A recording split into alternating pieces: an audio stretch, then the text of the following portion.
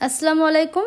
আশা করছি আপনারা সবাই খুবই ভালো আছেন। তো আবারও হাজির হয়ে গেলাম আপনাদের মাঝে নতুন একটা রান্নার রেসিপি নিয়ে। আজ সকাল থেকে খুবই মেঘলা মেঘলা ছিল, এরই মধ্যে হঠাৎ করে প্রচন্ড ঝড় নেমে গেছে। আর এদিকে আমরা সবাই ডিসাইড করিনি যে আমরা পাতলা খিচুড়ি খাবো। এখানে আমি 1 কেজি পরিমাপ ভাতের চাল নিয়েছি। যে ভাতটা আমরা রান্না করে খাই সে চালটাই আমি নিয়েছি। হাফ কেজি থেকে একটুখানি কম মসুরের ডাল নিয়েছি। ডালটা আমি ভালো করে ধুয়ে পরিষ্কার করে নিচ্ছি। ডাল আর চালটা ভালো করে ধুয়ে নেওয়া হয়ে গেছে। খিচুড়িতে দেওয়ার জন্য এখানে আমি 2টো আলু নিয়েছি। আলুগুলো গোল করে কেটে নিয়েছি। আর এখানে আমি লার্কের চুলাটা ধরিয়ে বেশ কিছুটা পরিমাণ পানি দিয়েছি বড় একটা হাঁড়িতে। পানিটা প্রায় গরম হয়ে গেছে। এরই মধ্যে চাল আর ডালটা আমি দিয়ে দিচ্ছি। দেওয়া হয়ে গেলে আমি ঢাকনা দিয়ে ঢেকে দেবো পানিটা বলক আসার জন্য। বৃষ্টির দিনে কার না খিচুড়ি খেতে ভালো লাগে, সবারই খিচুড়ি খেতে ভালো লাগে। বৃষ্টিও পড়ছে, খিচুড়িও খাবো। এরই মধ্যে ওয়েদারটা সুন্দর থাকবে আর মনটাও খুবই ফ্রেশ থাকবে। তো কথা আর বাড়াচ্ছি না, এখানে আমি কি কি নিচ্ছি আপনাদেরকে আমি এক ঝলক দেখিয়ে দিলাম। পানিটা ফুটে গেছে, এরই মধ্যে আমি সবকিছু দিয়ে দিচ্ছি। এখানে আমি 4টে এলাচের মুখ ফেটিয়ে নিয়েছি, 4টে লবঙ্গ নিয়েছি, 1 টুকরো ছাল,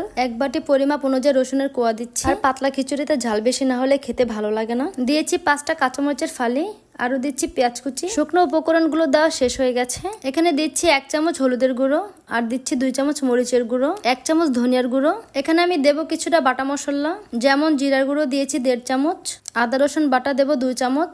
অনেকদিন ধরে পাতলা খিচুড়িটা খাওয়া হয়নি, এজন্য আজ বাসায় রান্না করছি। আপনারা চাইলে এভাবে করে রান্না করতে পারেন, তাহলে খুবই খেতে ভালো লাগে। তেজপাতা 2টো দিয়েছি। এখন শুধু লবণটা দেওয়ার পালা।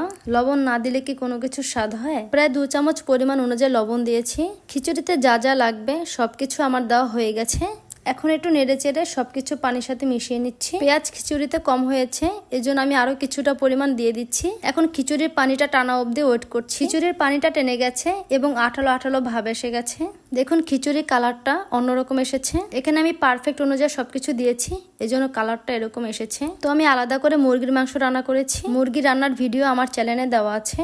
মাংসগুলো আমি এখন সব দিয়ে দিচ্ছি। মুরগির মাংস যা রান্না করেছি সবগুলো দিয়েছি। এখন একটু ভালো করে নেড়েচেড়ে মুরগির মাংসের সাথে খিচুড়িটা ভালো করে মিশিয়ে নিচ্ছি। তো আমার বর আর আমি পাতলা খিচুড়ি খেতে খুবই পছন্দ করি, আর এইভাবে করে রান্না করলে আলাদা একটা টেস্ট পাওয়া যায়। খিচুড়ি হয়ে গেছে, এখন বাগার দিয়ে দিব। চুলা একটা কড়াই বসিয়ে দিয়েছি। কড়াই গরম হওয়ার সঙ্গে সঙ্গে কিছুটা পরিমাণ তেল দিয়েছি। তেলটা হালকা গরম হয়েছে, এখন দিয়ে দিচ্ছি শুকনো মরিচ কুচি। তো এই খিচুড়ির মধ্যে শুকনো মরিচটা দিলে খেতে আরো বেশি ভালো লাগে। খিচুড়ি খাওয়ার সময় শুকনো মরিচটা কামড় পড়লে পাতলা খিচুড়ির আলাদা একটা স্বাদ পাওয়া যায়।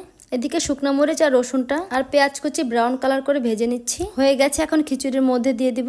পাতলা খিচুড়িতে তেলের অংশটা বেশি লাগে। এখন খুন্তি দিয়ে ভালো করে নেড়েচেড়ে দিতে হবে। আবার চুলায় রেখে 2 মিনিট জাল করে নিতে হবে, যেন তেলটা খিচুড়ির সাথে মিশে যায়। এজন্য খিচুড়িটা 2 মিনিট জাল করে নিচ্ছি। এই পাতলা খিচুড়িটা গরম গরম খেতে খুবই ভালো লাগে। আর আমি এখানে কোনো রকমের সবজি অ্যাড করিনি। আপনারা চাইলে 5 মিশালি কোনো সবজি দিয়েও খিচুড়িটা রান্না করতে পারেন, তাহলেও খেতে খুবই ভালো লাগবে। খিচুড়ি হয়ে গেছে, এখন আমি আমার বরকে বেড়ে দিচ্ছি। আমার বর খিচুড়ি খাওয়ার জন্য ওয়েট করে আছে, কখন তাকে দেব আর সে কখন খাবে। খিচুড়ির পাশে আমি যা দিচ্ছি, উনি যা দিয়ে খিচুড়িটা খাবে আমি তাই তাকে দিচ্ছি। এখানে দিয়েছি 1টা ডিম আর মুসুরির ডালের ভর্তা করেছিলাম সকাল সকাল। আরো দিয়েছি 1 টুকরো গন্ধরাচে লেবু। এখন আমার বরকে দেওয়ার পালা। বৃষ্টি মানেই খিচুড়ি, এজন্য বৃষ্টি পড়লেই আমার খিচুড়ি খেতে খুবই ইচ্ছে করে। আর যে পরিমাণ ঝড় এসেছে, খিচুড়ি তো খেতেই হবে, এজন্য চটপট ভাবে খিচুড়িটা রান্না করে ফেললাম। আমার পাতলা খিচুড়ির রেসিপি যদি আপনাদের ভালো লেগে থাকে, একটা লাইক কমেন্ট শেয়ার সাবস্ক্রাইব করে আমার পাশে থাকবেন। আজ এই পর্যন্ত, আল্লাহ হাফেজ।